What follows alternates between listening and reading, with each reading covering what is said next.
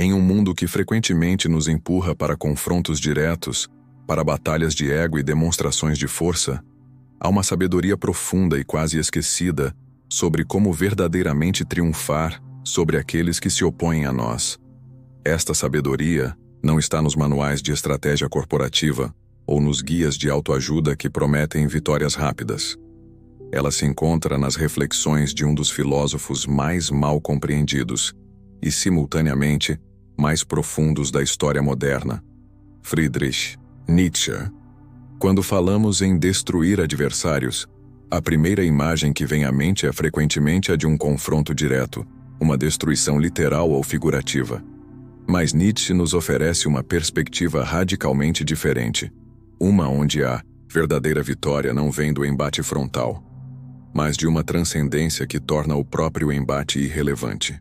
Esta é uma vitória que não exige que você mova um dedo contra seu oponente, mas que requer algo muito mais desafiador, uma transformação interna profunda.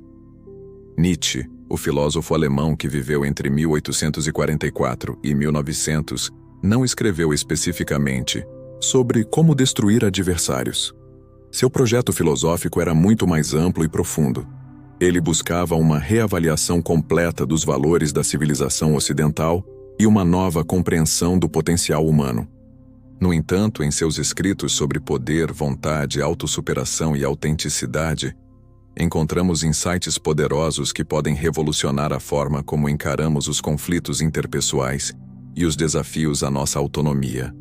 O conceito nietzschiano, central para entender esta abordagem, é o que ele chamou de vontade de poder, Wille zur Macht, frequentemente mal interpretado como uma justificativa para a dominação dos outros. Este conceito, na verdade, refere-se primariamente a uma afirmação da vida, a uma força criativa que nos permite superar limitações e transformar obstáculos em oportunidades para crescimento. A verdadeira vontade de poder para Nietzsche não é sobre controlar os outros, mas sobre conquistar a si mesmo, sobre tornar-se quem você realmente é. E aqui está a primeira grande revelação.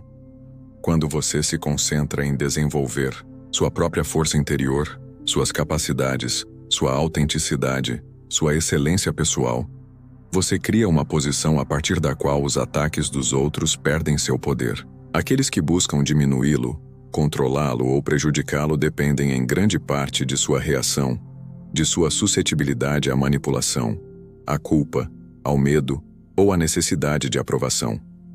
Quando você se liberta dessas dependências, você essencialmente remove as armas das mãos de seus adversários. Pense em quantas vezes você se encontrou em conflito com alguém que tentava diminuí-lo. Talvez um colega de trabalho que constantemente critica suas ideias, um familiar que nunca aprova suas escolhas, ou mesmo um amigo que sutilmente mina sua confiança. Em situações como essas, a reação instintiva é frequentemente entrar em um embate direto, defender-se veementemente, contra-atacar, provar que a outra pessoa está errada. Mas Nietzsche sugeriria um caminho diferente. Em vez de gastar energia reagindo ao outro, foque em fortalecer sua própria posição. Se um colega critica constantemente suas ideias, dedique-se a desenvolvê-las com tal profundidade e excelência que a crítica se torne obviamente infundada. Se um familiar nunca aprova suas escolhas, cultive tal certeza em seu próprio caminho que a aprovação externa se torne irrelevante. Se um amigo tenta minar sua confiança, desenvolva uma autoconfiança tão sólida que esses ataques sutis simplesmente não encontrem onde se fixar. O que não me mata me fortalece, escreveu Nietzsche em Crepúsculo dos Ídolos. Esta frase, uma das mais famosas do filósofo, encapsula a ideia de que os desafios e oposições que enfrentamos podem ser transformados em catalisadores para nosso próprio crescimento. Cada tentativa de nos derrubar torna-se uma oportunidade para nos erguermos mais fortes, mais determinados, mais conscientes de nossa própria capacidade de superar obstáculos. Há uma história fascinante sobre como Nietzsche desenvolveu essa perspectiva. Durante grande parte de sua vida adulta, ele sofreu com problemas de saúde debilitantes, dores de cabeça severas, problemas digestivos, dificuldades visuais que às vezes o deixavam quase cego. Essas condições o forçaram a se aposentar precocemente de sua posição acadêmica e o levaram a vagar pela Europa em busca de climas que aliviassem seu sofrimento. Em vez de deixar que essas circunstâncias o derrotassem, Nietzsche as transformou em um laboratório para sua filosofia. Foi precisamente durante seus períodos de maior sofrimento físico que Nietzsche produziu algumas de suas obras mais profundas e afirmativas. Ele não apenas endured sua doença, ele a reinterpretou como um estímulo para maior clareza mental, para uma compreensão mais profunda da condição humana. Como ele escreveu, só os grandes dores são libertadoras do espírito. Esta transmutação do sofrimento em força, da adversidade em crescimento, é central para entender a abordagem nietzschiana para lidar com aqueles que se opõem a nós. Se podemos transformar até mesmo a doença física em um catalisador para nossa evolução, certamente podemos fazer o mesmo com as oposições interpessoais que encontramos. Outro conceito fundamental de Nietzsche que nos ajuda a entender como destruir adversários sem mover um dedo é o Übermensch, frequentemente traduzido como além do homem ou super-homem. Este não é um ser sobre-humano no sentido literal ou físico, mas representa um ideal de autossuperação, de alguém que transcendeu as limitações da moralidade convencional e dos comportamentos reativos para viver de acordo com seus próprios valores autenticamente criados. Übermensch não desperdiça energia com ressentimento ou retaliação. Ele ou ela está demasiado ocupado criando, transformando, tornando-se. Esta é talvez a forma mais poderosa de destruir um adversário. Tornar-se tão focado em seu próprio caminho, tão comprometido com sua própria excelência que o adversário se torna irrelevante. Não é que você derrote ativamente o oponente. É que você o transcende a tal ponto que a própria ideia de oposição perde seu significado. Considere, por exemplo, o caso de uma pessoa que decide mudar de carreira para seguir uma paixão genuína, enfrentando críticas e ceticismo de colegas e até familiares. Em vez de tentar constantemente justificar sua decisão ou convencer os céticos, ela poderia adotar a abordagem nietzschiana. Dedicar-se tão completamente a dominar sua nova área, a criar valor através de sua paixão, que eventualmente o sucesso fala por si mesmo. Os céticos não são derrotados em um debate. Eles são simplesmente deixados para trás, enquanto a pessoa avança em seu próprio caminho.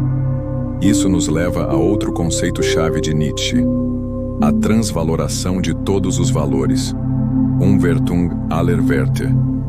Nietzsche defendia que deveríamos questionar e reavaliar os valores tradicionais que herdamos, substituindo-os por valores que afirmam a vida e promovem a excelência humana. No contexto de lidar com adversários, isso significa reavaliar a própria noção do que constitui uma vitória.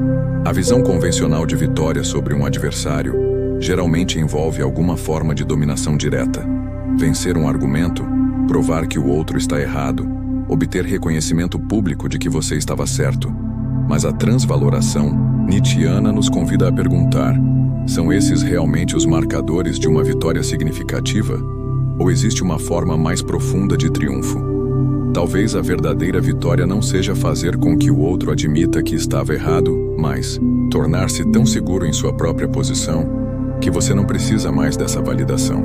Talvez não seja silenciar as críticas do adversário, mas desenvolver a capacidade de ouvir críticas sem ser desestabilizado por elas, extraindo o que é útil e descartando o resto.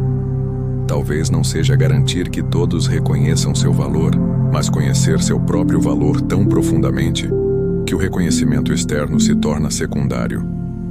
Esta transvaloração nos leva a uma forma paradoxal, mas poderosa de lidar com adversários. A prática do que podemos chamar de indiferença ativa não é uma indiferença nascida da apatia ou da supressão emocional, mas uma que surge de um foco tão intenso em seu próprio caminho que as distrações, incluindo ataques de adversários, naturalmente perdem sua força. O filósofo estoico Epicteto, que Nietzsche estudou, expressou uma ideia similar. Faz de mim o que quiseres. Eu transformarei qualquer situação em benefício próprio, pois o que acontece é de acordo com a natureza universal, e o que serve à natureza universal não pode me prejudicar. Esta não é uma postura de resignação passiva, mas de transmutação ativa, uma determinação de transformar cada obstáculo em combustível para o crescimento pessoal. Na prática, como podemos aplicar essa filosofia nietzschiana em situações cotidianas com adversários ou oponentes? Vejamos algumas abordagens concretas. Primeiro, pratique o que Nietzsche chamaria de amor fati, amor ao destino ou às circunstâncias. Quando um adversário cria obstáculos para você, em vez de resistir com raiva ou ressentimento, adote a perspectiva de que este desafio chegou precisamente para ajudá-lo a crescer, para testar seus limites, para revelar aspectos de si mesmo que precisam ser fortalecidos. A oposição vista desta forma torna-se um presente inesperado em vez de uma maldição. Isso não significa aceitar passivamente situações de abuso ou injustiça. Significa transformar sua relação interior com essas situações de modo que elas não o enfraqueçam psicologicamente, mesmo enquanto você toma medidas práticas para mudá-las. Segundo, pratique o que poderíamos chamar, em termos nietzschianos, de cultivar o próprio jardim, uma dedicação intensa ao seu próprio crescimento e criação. Quando você se encontra preso em um conflito com um adversário, faça-se esta pergunta: quanto do meu tempo mental esta pessoa está ocupando? E o que eu poderia estar criando ou construindo se redirecionasse essa energia? Frequentemente, descobrimos que gastamos uma quantidade desproporcional de energia pensando em nossos oponentes, ruminando sobre o que disseram ou fizeram, elaborando respostas ou cenários de retaliação. Esta é exatamente a armadilha que Nietzsche nos advertiria a evitar. Em vez disso, redirecione conscientemente essa energia para seu próprio projeto de vida. Terceiro, pratique o que Nietzsche descreve como tornar-se quem você é, o processo de descobrir e afirmar sua autêntica natureza e propósito. Isso envolve um questionamento profundo e honesto. Quais são meus verdadeiros valores, não aqueles que adotei para agradar aos outros? O que eu realmente quero criar com minha vida? Qual é minha visão genuína de excelência? Quando você tem clareza sobre essas questões e alinha suas ações com suas respostas, você se torna muito menos suscetível à manipulação ou controle por parte de outros. Um adversário pode criticar, minar ou se opor a você, mas se você está firmemente ancorado em seu próprio senso de propósito, essas táticas perdem sua eficácia. Quarto, pratique o que Nietzsche chamaria de perspectivismo, a capacidade de ver uma situação a partir de múltiplos pontos de vista. Quando um adversário se opõe a você, tente entender genuinamente sua perspectiva. O que os motiva? Que medos ou inseguranças podem estar por trás de seus ataques? Que verdade parcial pode existir em suas críticas? Esta não é uma tática para aplacar o adversário, mas uma forma de expandir sua própria compreensão e, potencialmente, transformar um confronto em uma oportunidade para crescimento mútuo. Como Nietzsche escreveu, não existem fatos, apenas interpretações. Reconhecer isso pode liberar você da necessidade de provar que está absolutamente certo e o outro absolutamente errado, uma dinâmica que frequentemente perpetua conflitos improdutivos. Quinto, pratique o que poderíamos chamar, em linguagem nietzschiana, de rir das próprias feridas. A capacidade de manter uma leveza espiritual, mesmo em face de ataques ou contratempos. Nietzsche valorizava enormemente o riso como uma expressão de liberdade espiritual e transcendência. Como ele escreveu, o homem sofre tão profundamente que teve de inventar o riso. Quando você pode rir genuinamente, não com amargura ou sarcasmo, mas com verdadeira leveza. De uma situação difícil com um adversário, você demonstra uma forma profunda de liberdade. Você mostra que, embora a situação possa ser desafiadora externamente, internamente você mantém sua autonomia e perspectiva. Estas práticas, tomadas em conjunto, constituem uma abordagem nietzschiana para destruir adversários sem mover um dedo. O poder desta abordagem está em sua natureza paradoxal. Ao parar de tentar ativamente derrotar o adversário, e em vez disso, focar em seu próprio crescimento e autenticidade, você frequentemente acaba neutralizando o adversário de forma muito mais eficaz do que qualquer confronto direto poderia. Há, contudo, um aviso importante. A filosofia de Nietzsche é frequentemente mal interpretada como uma justificativa para o egoísmo desenfreado ou a indiferença ao sofrimento alheio. Nada poderia estar mais longe da verdade. Para Nietzsche, a verdadeira grandeza humana envolve não apenas força pessoal, mas também generosidade de espírito, a capacidade de olhar além das pequenas vinganças e mesquinharias para criar algo genuinamente valioso. Como ele escreveu em Assim Falou Zaratustra, o homem nobre quer criar coisas novas e uma nova virtude.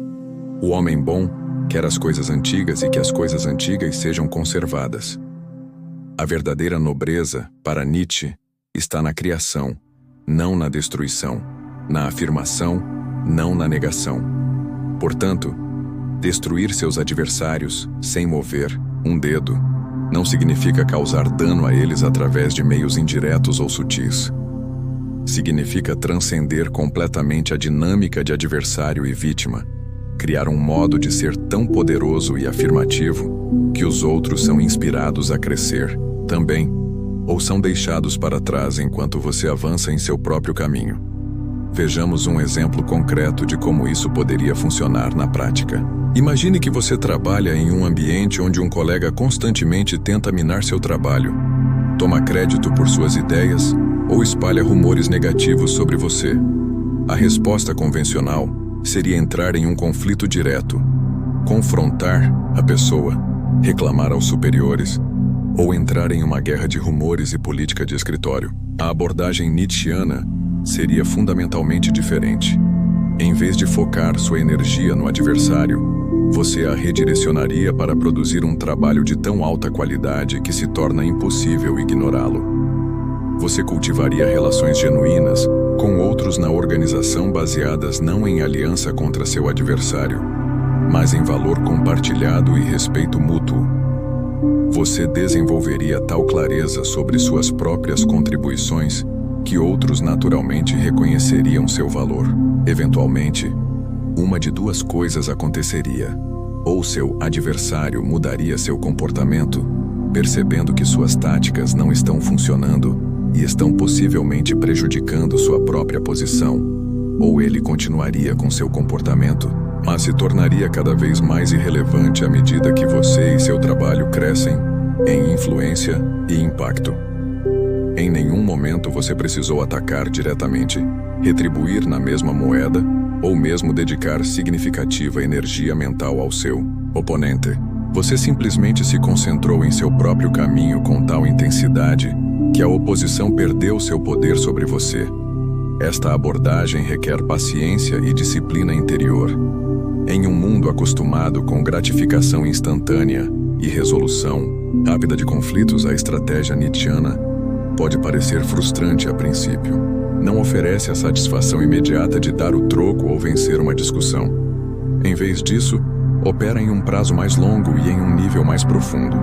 Mas os benefícios vão muito além de simplesmente vencer um confronto específico.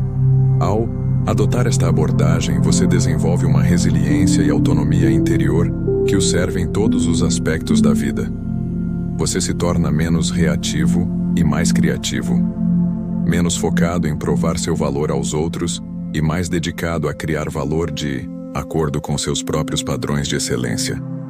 E talvez o mais poderoso de tudo, você quebra o ciclo de ressentimento e retaliação que frequentemente perpetua conflitos. Como Nietzsche observou incisivamente, aquele que luta com monstros deve ter cuidado para não se tornar ele mesmo um monstro. Quando você responde ao ódio com ódio, a manipulação com manipulação, a mesquinhez com mesquinhez, você pode vencer a batalha imediata, mas perde algo muito mais importante: a oportunidade de transcender completamente a dinâmica que permite que tais batalhas existam em primeiro lugar. Nietzsche nos convida a uma forma de poder muito mais elevada, o poder de definir os termos de nossa própria existência, de criar significado em vez de apenas reagir às circunstâncias, de transformar até mesmo as adversidades mais sérias em oportunidades para crescimento.